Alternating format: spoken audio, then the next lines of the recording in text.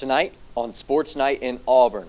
Flu game Freeze and his group had work to do against Kentucky, and Jarquez Hunter carried the project, helping Auburn's losing term finish with a winning grade. A lot more on the way from the Bluegrass in this one. The basketball season tips off in less than a week. We have talk from women's basketball coach Johnny Harris and highlights from men's basketball's flattening of Furman in exhibition play. Finally, Auburn players were going to battle in the pros, and I did not mean that figuratively. We are flexing the latest winnings here in Auburn, so stick with us and cash it in. This is Sports Night in Auburn. Let's go. Auburn, Alabama, the best atmosphere in all of college sports. He drives and slips. Welcome to Sports Night in Auburn. That ball is gone deep to the left. Welcome to Sports Night in Auburn. Sideline going to the end zone. Welcome to Sports Night in Auburn. And welcome back to Sports Night in Auburn.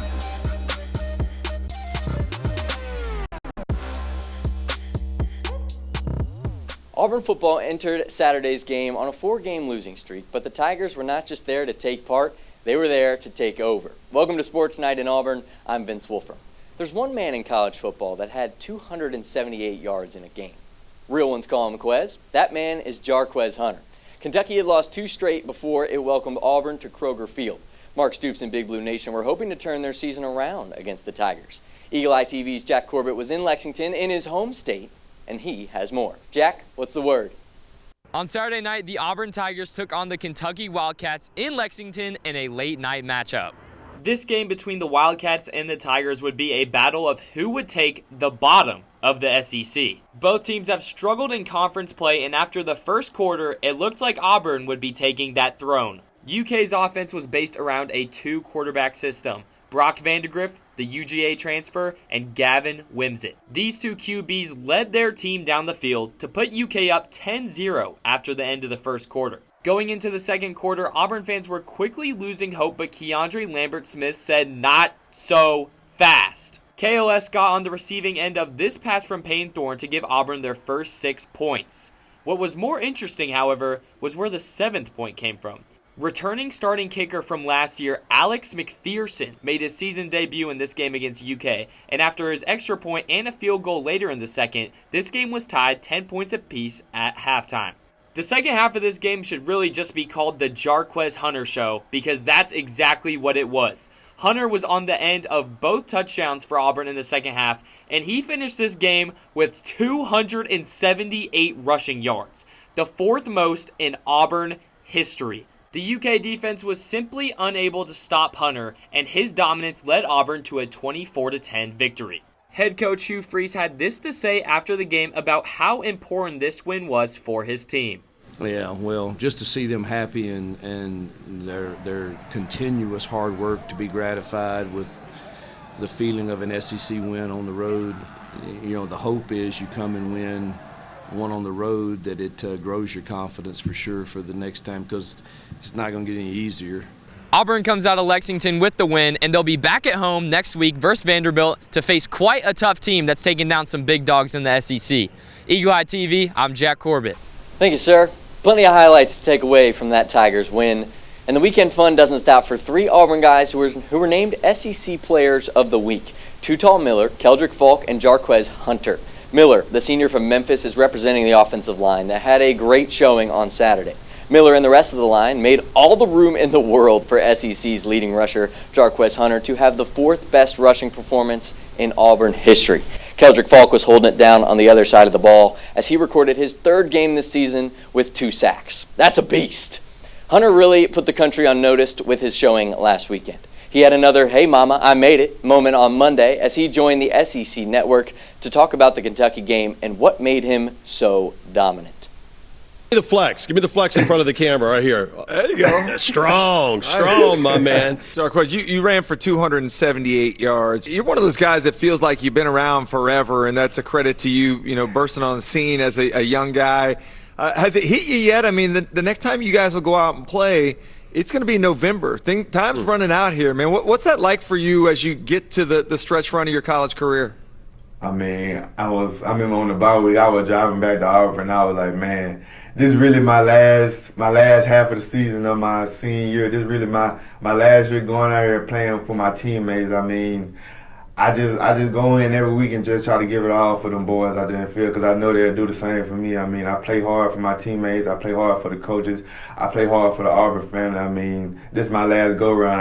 I got to give it my all for the people that supports and cares about me. Gotta love the attitude of Hunter, stepping into the big moments and taking advantage. But Jarquez, want to talk about consistency? Eagle-eye super-duper statistician Micah Farmer steps in the big moments every single week. Micah joins me in the studio now. An important, much-needed win for Auburn. Solid play all around, especially in the second half.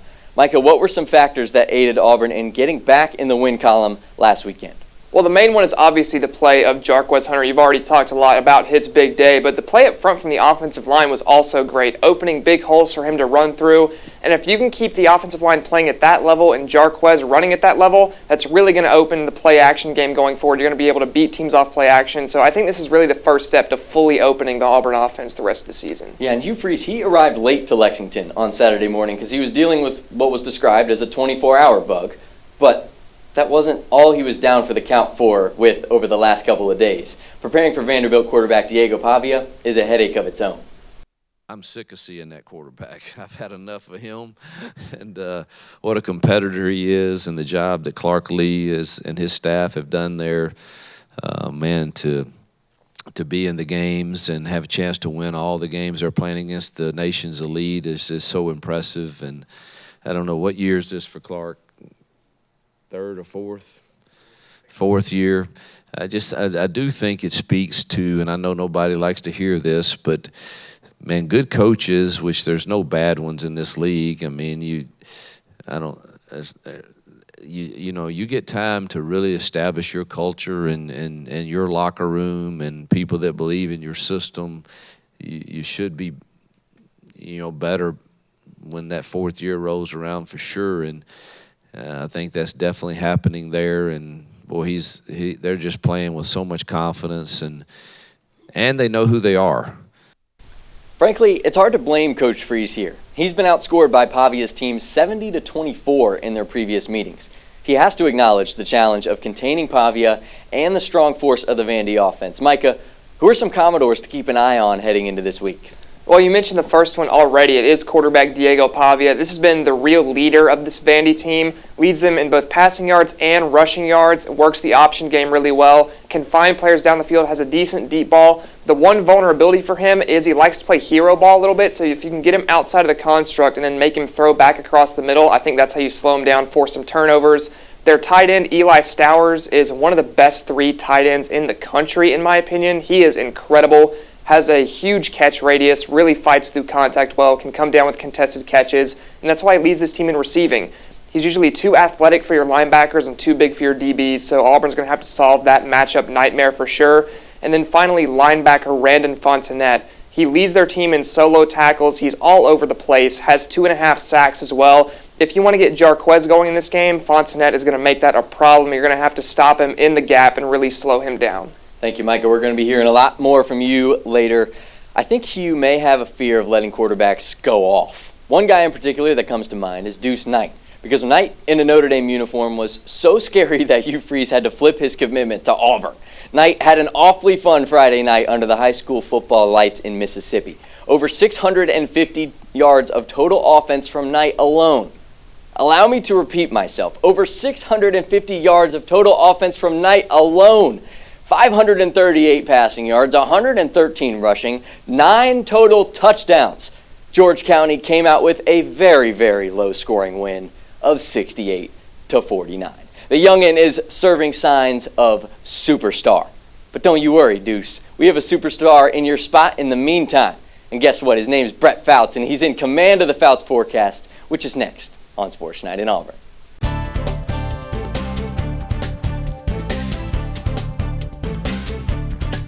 Good evening. I'm your weatherman, Brett Fouts. Let's get into the forecast for Auburn sports this week. Starting off with football, the Tigers are back in Jordan-Hare Stadium on Saturday, taking on Vanderbilt at 11:45.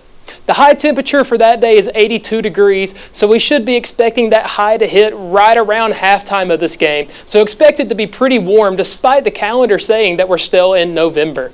Cloud coverage will be partly cloudy, and winds will be in the 5 to 10 mile per hour range, hopefully making the day easier for Towns and Alex McPherson. Altogether, it's shaping up to be a beautiful fall afternoon on the plains. Next up, the SEC soccer tournament begins on Sunday in Pensacola, Florida. As things stand right now, Auburn is expected to play on that Sunday, which is also when daylight savings time ends. For those of you making the trip to Florida, the high temperature that day is going to be 80 degrees, and we have a low of 68 degrees. Winds will be more of a factor down there, with winds projected to be anywhere from about 10 to 20 miles per hour. They might carry the ball a little bit more than they typically do. Cloud coverage will be minimal, which means it should be a great day to spend some time at the beach and watch some Auburn soccer. That's all the time I have for you today. After this break, Vince will be back with you to give you an update on some Auburn basketball. You're watching Sports Night in Auburn.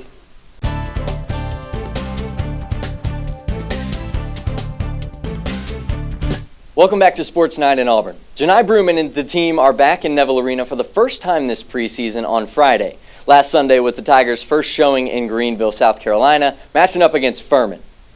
A low-scoring first half for Auburn, the Tigers went 10 for 36 in half number 1. Second half was more the speed Auburn likes to play. Up 9 at the half, Auburn bumped its lead to 25 with 6 minutes remaining. Janai Bruman led the way with an 18-point, 14-board double-double. Upperclassmen returners Chad Baker-Mazzara and Chaney Johnson also added to the scoring arsenal with 13 and 10 points respectively. To me, the defense is what stood out on the stat sheet. Auburn forced Furman into 18 turnovers. 8 of those came in the second half. 4 players had blocks too. Dylan Cardwell, Chaney Johnson, Chad Baker-Mazzara, and Ja'Kai Howard. For the freshmen, Tahad Pettiford dropped 13 points with 2 huge threes in the first half. 10 of Auburn's 83 total points came from Ja'Kai Howard off the bench. Final from Furman, Auburn 83, Furman 62. From men's hoops to women's hoops, a lot of fun things on the schedule coming up. My friend Valerie, Heffernan, and Cohen Dalzell are in the studio rocking and rolling today, and Val's got more from Coach Jay's squad. Thanks, Vince. As you can tell by my voice, I was clearly cheering on our Tigers this weekend, and I'll continue to do so as we move throughout this week. Taking a look at our women's basketball, you better mark your calendars for a little Halloween hoops action this Thursday night. That's right, Auburn's women's basketball is taking the court in an exhibition game against LaGrange at home. Get ready for some spectacular plays this Halloween. Now this team, they're looking like a treat this year. With a mix of veteran talent and some new faces ready to bring the heat, Auburn's got a solid lineup to tip off the season. But of course, leading the pack is none other than Coach Jay. She is entering this season with high expectations, lots of energy, and more than a little pressure to bring this team to the next level. She's been working hard to build a strong program, and if you know Coach Jay, she is bringing the passion and intensity to every practice, game, and yes, even this exhibition. So what's Coach Jay's plan for this season? Let's take a look and see what she has to say about this year's squad. Just excited that it's here. I know our players are excited. They're, ready to play against somebody else. We did have a close scrimmage last week, so it was really good to see them get out and compete against somebody else. And, we're just ready to play. We're excited about the season. As I said before, I think our defense is a little bit ahead of our offense right now, but we are growing. We're getting better every day, and I'm just excited to, put this team out there and see what they got. Number 1 ranked Auburn Equestrian was back in action last Saturday as they traveled to Martin, Tennessee to take on another top-ranked team, 10th ranked UT Martin. It was safe to say it was business as usual for the top-ranked Tigers as they dominated the Skyhawks 14-6, keeping their record perfect at 4-0. Auburn won all 4 events in the match. They jumped out to an early 4-1 lead in fences with senior Sophie Steckbeck winning Most Outstanding Performer honors in the event. Auburn then went 3-2 in horsemanship, with Auburn earning another Most Outstanding Performer honor, as junior Alexia Tordoff had a season-high performance, scoring 77.5. The Tigers clawed out an even larger lead with a 4-1 win in flat, winning the jumping seat events 8-2. Finally, they finished it out with a 3-2 win in reining, winning Western 6-4. Many freshman Tigers made their debuts, with Sadie Burkhout and Katie Reachard, both earning their first career wins with Auburn, competing in flat and reining, respectively. Although Auburn has already played and beaten 4 top 10 teams in 4 straight matches, There ain't no rest when you're the best, as they head off to Stillwater to take on number 4 Oklahoma State this Friday, November 1st. Now to the Diamond for baseball. We have a sizzling fall ball finale to wrap up for you. Auburn baseball took down Valdosta State in a thrilling game on Saturday, sneaking in an 8-7 victory. They say football is where you need a strong heart in Auburn, but baseball kept us on our toes this weekend too. This was the last game of fall ball, the final send-off before our Tigers hibernate until February, when they'll return to bring the heat for spring. Let's swing it over to the other Diamond and see how softball's doing. Thanks, Val. Auburn softball also took the Diamond this weekend for 2 exhibition matchups. On Friday, they took on Wallace State Community College, as well as Pearl River Community College on Saturday. Eagle Eye Sophia Weber was at Jane B. Moore Field on Saturday, so I'll turn it over to her for more. There were plenty of smiles on the faces of the Auburn women's softball team for their final fall outing at home. Pearl River Community College came ready to compete, but the Lady Tigers quickly closed out on a scoreless first inning. With impressive defensive stops, they proved their offense was a force of its own, with 5 runs in the second inning. Coming off a triple from Stroud, who was sent home with the help of this home run from infielder Peralta. Proving just the spark they needed, this was just the beginning for the Lady Tigers. Almost every ball that went up from the Wildcats was snatched by the Tigers. And if you thought Peralta was done, she strikes again with her second home run of the game. Several other players were able to finesse their way onto bases and send the Tigers to a 19-1 win, preparing them for a road trip to Florida in early November. Thanks, Sophia. Auburn softball fall ball continues for one more day only, as on November 9th, they travel down to Tallahassee to take on the Seminoles of Florida State, as well as Team Canada, in a fall ball doubleheader. Now I'll serve it on over to Val, who's got us with volleyball. It was an SEC Tiger vs. Tiger showdown this past Friday in Neville Arena. Your Auburn Tigers hosted the LSU Tigers for the annual Pink Match for breast cancer awareness. However, despite big performances from Madison Shear and Lauren Dreves, the orange and blue could not pull out the win, falling to LSU in 4 sets, 3-1. Looking to bounce back, this past Sunday, our Tigers hit the road to Columbia to face off against the South Carolina Gamecocks. It was a tough 3-1 loss, but this game still had one big highlight for Auburn. Our very own Madison Shear reached a huge career milestone of 1,000 kills. That's right, 1,000 career kills, and we couldn't be more proud of her. Congrats to Madison, here's to 1,000 more. Now this season is far from over, and coming up we've got a big home game against Ole Miss on Wednesday, October 30th. Then it's another road test to Arkansas next Sunday, November 3rd. Madison certainly bringing the boom, and we know Auburn basketball is going to do the same over the next couple of weeks, which we got a trivia question for you before you take off on this break. Which of these players is in the top 5 in career blocks in Auburn history? A, Dylan Cardwell, B, Janai Broome, C, Charles Barkley, or D, Walker Kessler? When we come back, we'll have the correct answer for you.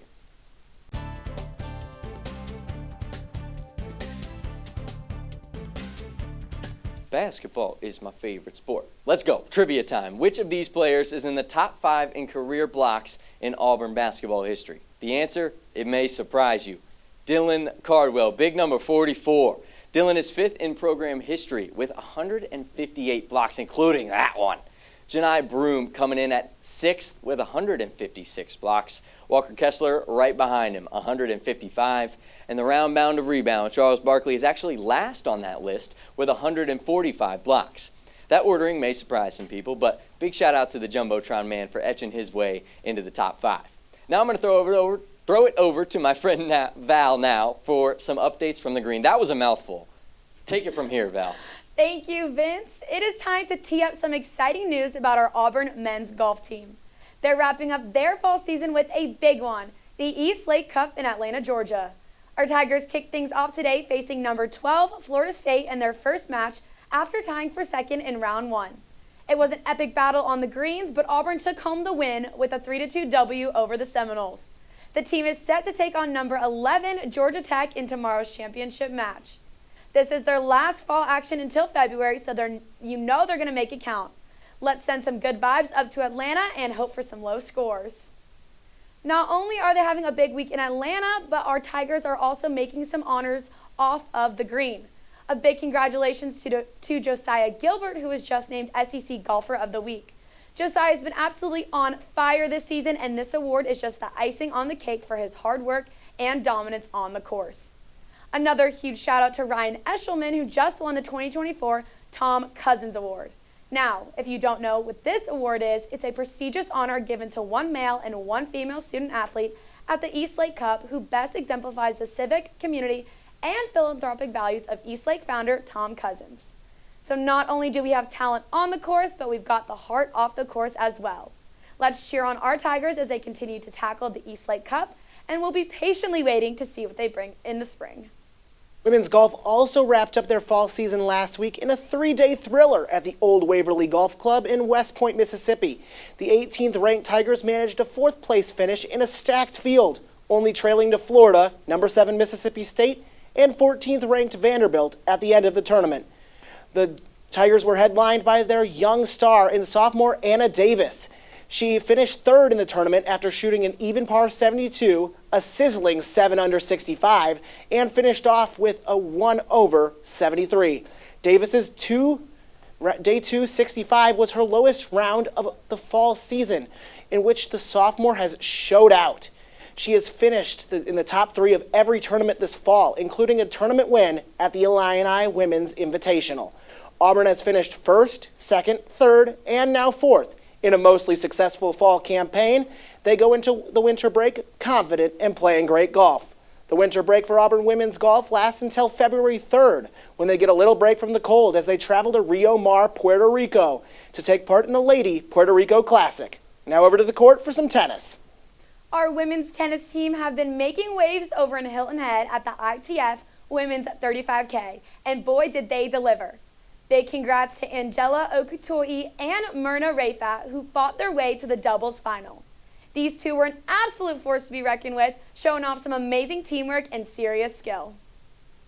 Coming up next, the Tigers will travel to Tuscaloosa, Alabama to compete in the Roberta Allison Fall Classic this weekend from Friday to Saturday. On the men's team, the Tigers will head up to Wake Forest for a fall invite matchup. Let's send our Tigers some good luck. Kicking it over from the courts to the fields, here's Cohen with some soccer news. 13th ranked women's soccer was in action for 2 matches last week, with the first being the Deep South's oldest rivalry of soccer, coming to the Auburn Soccer Complex on Thursday as the Tigers hosted the Georgia Bulldogs. In the 13th minute, Shelby Salih made a big run, passed it across the box to Anna Haddock, and Anna Haddock put it home. The captain equalizes it in the 13th minute at 1 apiece.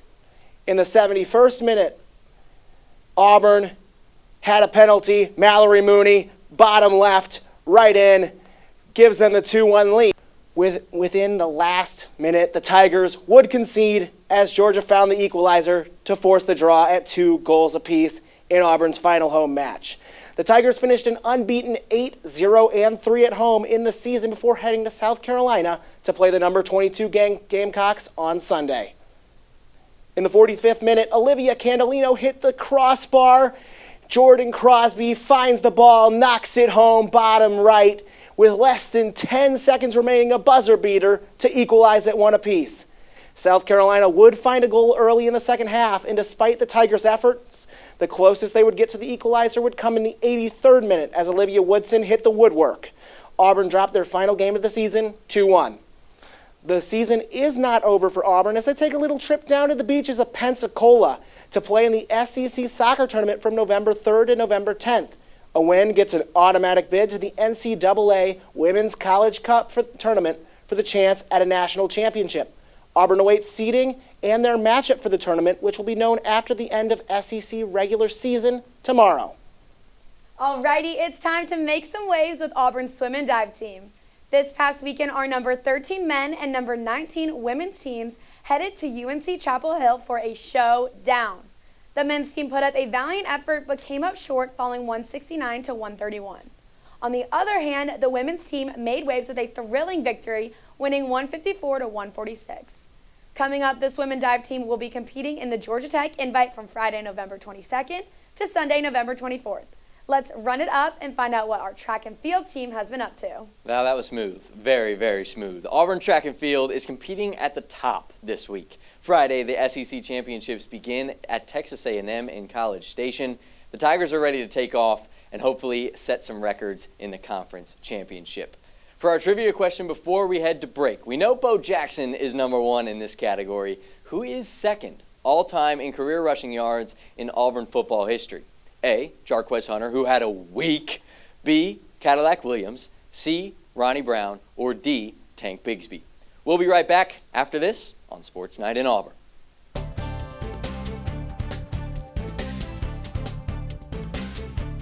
This is Sports Night in Auburn. We're back, and we have the answer. Who is second all-time in career rushing yards in Auburn football history? The answer? B, Cadillac Williams. And for those who don't know, Cadillac is now working as the running backs coach for the Las Vegas Raiders. The Kentucky game was the first time this season that Auburn has had a running back explode like they did since he left. So big shout out to Caddy on that one.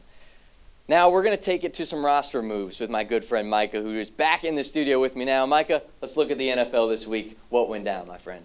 Well, unfortunately, it's less roster moves and more injuries this week. Jamel Dean, Tampa Bay Buccaneers corner, was sent to the IR with a hamstring injury, and then Steelers defensive tackle Montravius Adams was sent to the IR with a knee injury as well. And that was it for this week. So let's move right on over into Auburn in the pros. You ready to get going, Vince? That was a quick one. I love it. Let's get straight into it. We're going to take it from Auburn to Denver. We're going to start with Bo Nix.